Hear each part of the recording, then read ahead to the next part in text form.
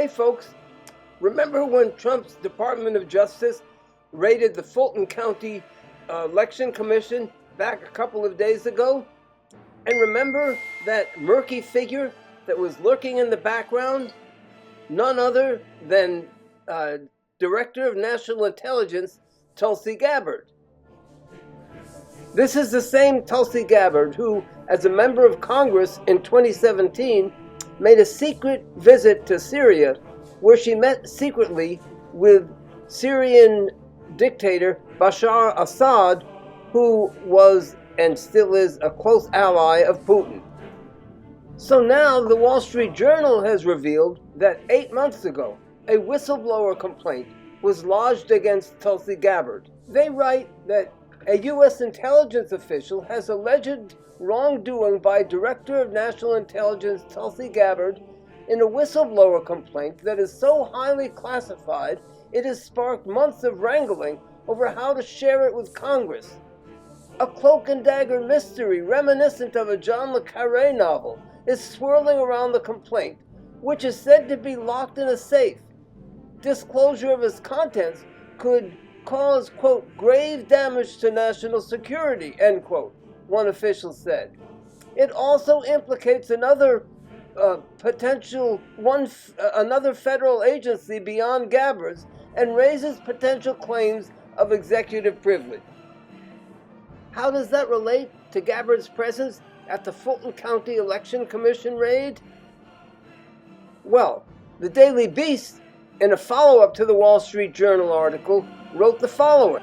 Gabbard has also reportedly spoken with foreign representatives about unproven allegations of interference in the 2020 election and is thought to be preparing a report on her findings.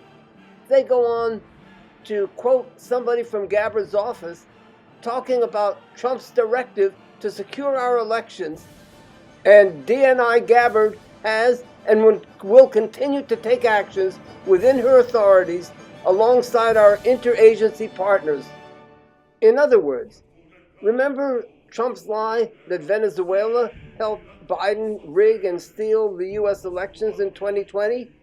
Well, don't be surprised if that lie is resurrected with Tulsi Gabbard right in the forefront, and they use that to rig the upcoming November election. Here is the Democrats' answer to that in the words of liberal House of Representatives member Jason Crow. To be very vigilant, because as this year goes on, what is one of the most consequential, important elections in American history, we have to be very vigilant to what he might try to do to interfere with the vote. But we will not be bullied, we will not be cowed, and we will not back down. We're going to hold our ground. We're going to treat this harassment and intimidation for what it is, and we're going to continue to stand up, speak up, and dissent against what is a lawless, rogue presidency. Blah, blah, blah, blah. Just more rhetoric.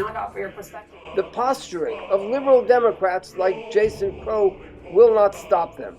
All the moral appeals, the shouting and screaming will have no effect. What's necessary is power. The power of the U.S. working class to shut down the economy in the case of Trump and MAGA trying to steal the upcoming election. Here is the January 23rd mass protest in Minneapolis. And here is the Minneapolis general strike of 1934. What's necessary and possible is to unite these two spirits into one national general workers' protest to shut down the U.S. economy. That is how the MAGA drive to destroy all of our democratic rights can be defeated by a united and organized U.S. working class.